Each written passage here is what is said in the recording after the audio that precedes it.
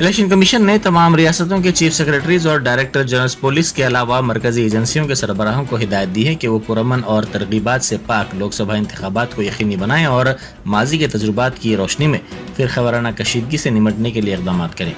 Election commission ने एक इजलास में मणिपुर के हालिया तशद्दुद और गड़बड़ और पुरअमन इंतखाबात के इनेकाद इसके असरात के बारे में भी गौर किया। इलेक्शन कमीशन ने मुल्क के अंदर बेघर अफराद की मदद और इंतखाबी अमल में उनकी शिरकत को यकीनी बनाने के लिए फौरी कार्रवाई पर जोर दिया। Chief election commissioner Rajiv Kumar ने कहा कि ये इंतहाई अहम इजलास है जो इंतखाबी चक्कर के हर 5 साल के बाद होता है। कुमार ने अहदेदारों को बताया कि इलेक्शन कमीशन बिल्कुल बेदाग इंतखाबात चाहता है।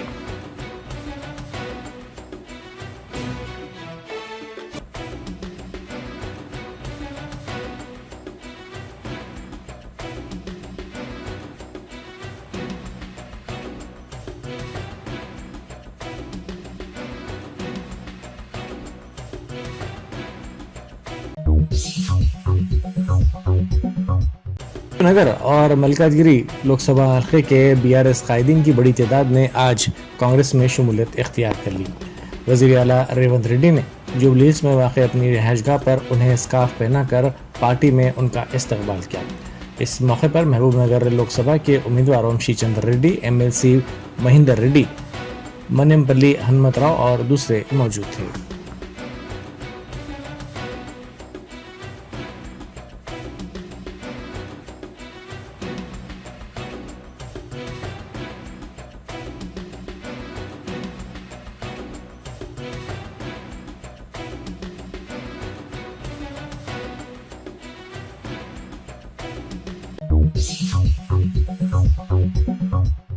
वजीर सिविल सप्लाईज उत्तम कुमार रेड्डी ने कहा है कि तेलंगाना की कांग्रेस हुकूमत सीएए या एनआरसी पर अमल नहीं करेगी।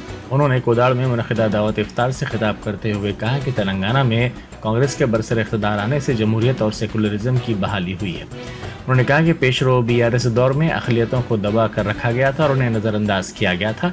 उनसे किए गए वादों बशमूल 12% मुस्लिम तहफ़्फ़ुज़ात के वादे का एहतराम नहीं किया गया। अक़लियतों को तमाम सतहों पर इम्तियाज़ का उस वक्त सामना करना पड़ा जब बीआरएस इख्तिदार में थी।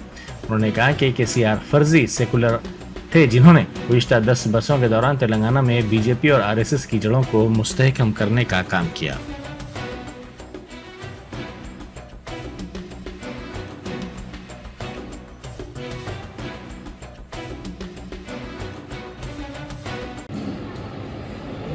मैं एक और चीज हमारी गवर्नमेंट की तरफ से आपको बताना चाहता हूं, मीडिया वालों के लिए भी बड़ी चीज है ये। हम तेलंगाना में सीएए या एनआरसी नहीं लागू करने देंगे। कांग्रेस पार्टी जेन्युइनली सेक्युलर है और हम चाहते हैं कि इस देश में हर मजहब के लोग, हर कैस्ट के लोग, हर रीजन के लोग, हर जो भी हो, सब एक साथ आगे चले, उनकी जिंदगी में खुशियां आए, दूसरे काम है। और आज जो एंटी माइनॉरिटी जो माहौल है देश में, उसके लिए जरूर ये है कि अगर जो आज दिल्ली में उनको हरा के राहुल गांधी को प्रधानमंत्री बनाना है,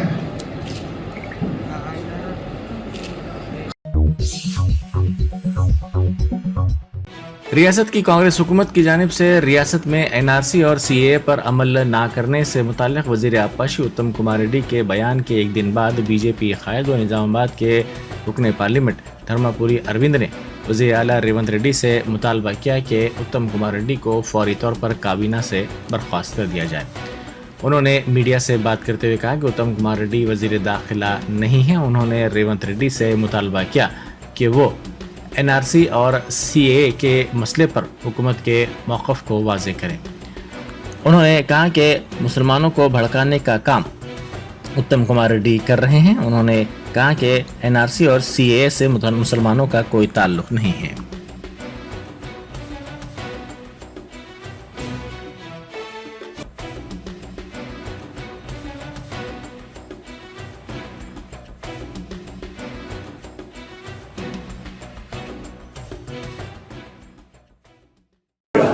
उत्तम कुमार रेड्डी जी यहाँ के एक मंत्री है, वो जब बोल रहे थे तो वो ये बोले कि I am making an official statement on behalf of government of Telangana, और ये बताते हैं कि सीएए पे यहाँ पे लागू नहीं होगा। आप कौन है? Who the hell are you? आप कॉन्स्टिट्यूशन पे स्वेर करके आप उसको यहाँ पे इम्प्लीमेंट करने का ओथ लेकर यहाँ पे मंत्री बने। आज सीएए कॉन्स्टिट्यूशन में एक हिस्सा है। आप कौन होते हो? कौन? एनआरसी सीएए हम इम्प्लीमेंट नहीं करेंगे कि आप सीएए का मतलब क्या है? और वो कोई मुस्लिम्स का एक पार्टी में शेरवानी पहनकर टोपी लगाकर और उनका दाढ़ी बढ़ाकर ये सब कर कर वो लोग क्या मुसलमान को खुश करना चाहते हैं। ये भारत देश का मुसलमान को सीएए एनआरसी इससे कोई लेन देन है ही नहीं। क्यों भड़का रहे आप उनको? क्यों भड़का रहे? सीएए मुसलमान को कोई लेन देन ही नहीं है। एनआरसी भी आया तो भारत का मुसलमान को कोई लेन देन नहीं है। जो बांग्लादेश से आया, जो रोहिंग्या आया, उसको निकाल के बाहर फेंकना है एनआरसी का काम। सीएए का काम है जो प्रचारित हुए पाकिस्तान में, अफगानिस्तान में, बांग्लादेश में हिंदू, क्रिश्चियन, सिख, जैन, पारसी और बौद्ध, इनको यहाँ का जो करोड़ों लोग रिफ्यूज के जैसा रह रहे हैं पार्टीशन के समय से, उनको यहाँ पे सिटीजनशिप देना है। तो मुस्लिम को लेन देन है क्या? क्यों भड़का रहे थे आप? क्या ये सिर्फ कॉन्स्टिट्यूशन इंप्लीमेंट होना नहीं होना एक स्टेट में सिर्फ कश्मीर को 5 अगस्त 2019 तक हक था, वो भी गया अभी।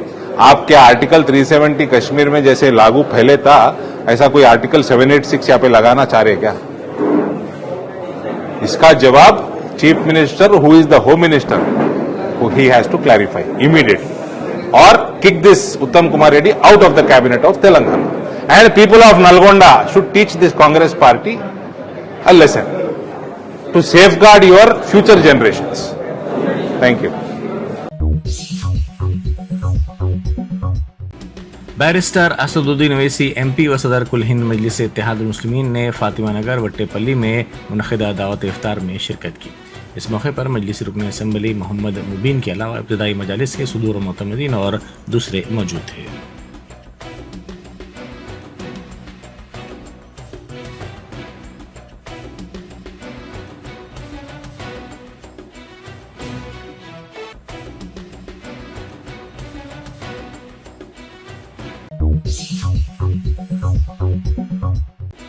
अकबरुद्दीन ओवैसी कायद मजलिस मुखन्ना पार्टी ने अवैसी नगर चंद्रायन गुट्टा में मुनक़िदा दावत इफ्तार में शिरकत की। इस दावत इफ्तार में इब्तदाई मजालिस के सुदूर मुतमदीन के साथ साथ मुकामी अवाम की कसीर तादाद भी मौजूद थी।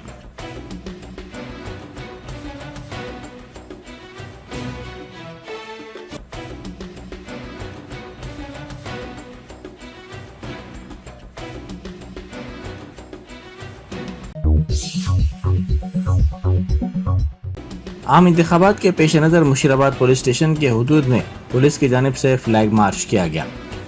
फ्लैग मार्च में मुसल्लह दस्तों ने भी शिरकत की। शिवा मंदिर, एक मीनार मस्जिद, फिश मार्केट, रामनकर चौराहा, SBI रामनगर इलाकों का इस फ्लैग मार्च के दौरान अहाता किया गया।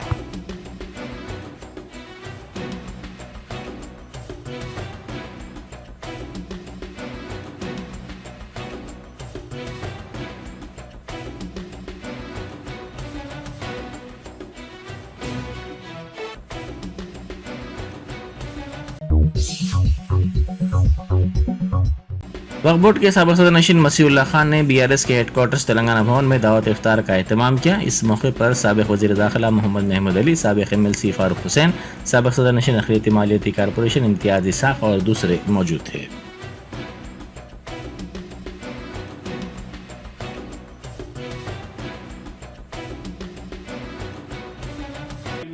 رب اغفر وارحمهما كما ربياني حسبنا الله ونعم الوكيل حسبنا الله ونعم الوكيل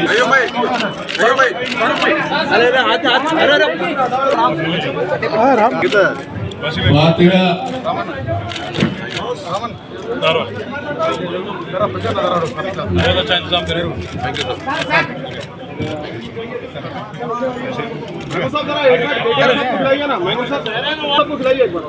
मैं खाली हूँ, मैं खाली हूँ।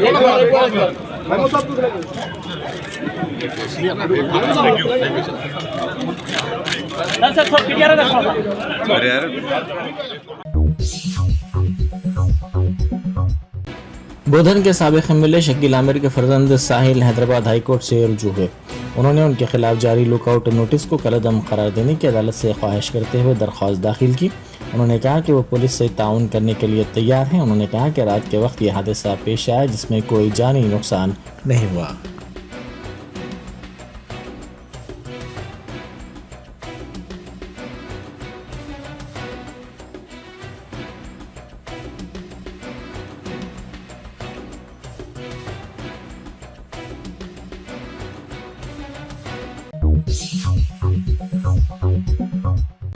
उस्मानिया यूनिवर्सिटी में मादीगा तलबा ने कांग्रेस हुकूमत का पुतला नजर आतिश किया। इन तलबा ने इल्जाम लगाया कि पार्लिमानी नशिस्तों को अलॉट करने के मामले में मादीगा तबके को बुरी तरह नजरअंदाज कर दिया गया।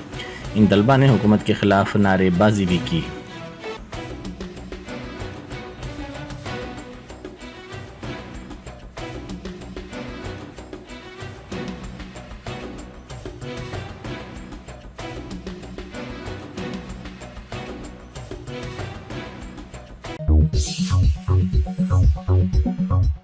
निर्मल के नरसापुर मंडल मुस्तखर में कस्तूरबा गांधी बालिका विद्यालय की 20 तालिबात बीमार पड़ गईं। दोपहर का खाना खाने के बाद ये तालिबात समेत ग़िज़ा से मुतासिर हुई।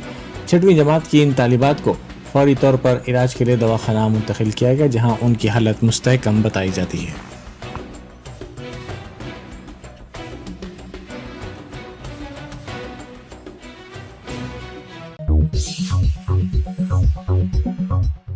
आसिफाबाद के बुरुवली गांव के करीब एक हाथी ने हलचल मचाते हुए किसान को हलाक कर दिया। ये वाक़या जुमेरात की सुबह पेश आया। इस तरह इस इलाके में गुज़िश्ता 24 घंटों के दौरान हाथी की जानिब से 2 किसानों को हलाक किया गया, जिससे अतराफ के मवाज़ात में रहने वालों में खौफ पाया जाता है। जुमेरात की सुबह तकरीबन 5 बजे इस हाथी ने 55 साल के पोशन्ना नामी किसान पर हमला कर दिया, जो अपने खेतों को पानी डालने का काम कर रहा था।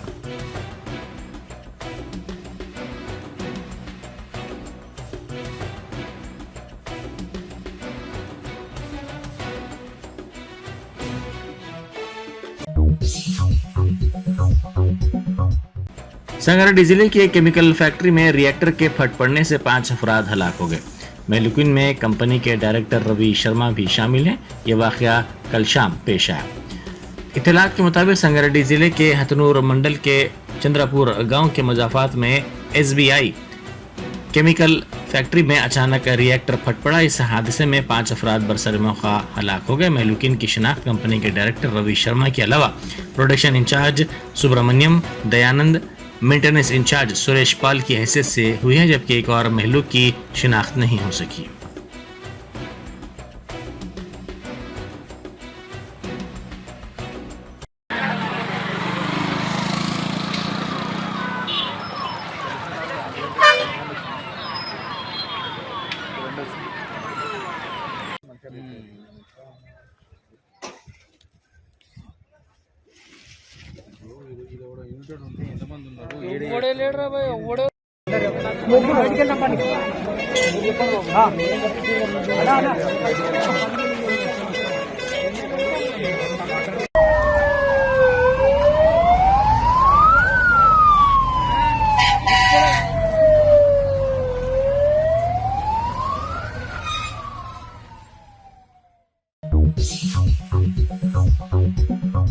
Germanton super speciality hospital, doctor Mir Jawad Zar Khan, senior experienced orthopaedic surgeon, bone fracture, joint replacement, hip replacement और स्पाइन सर्जरी कामयाबी से अंजाम दे रहे हैं।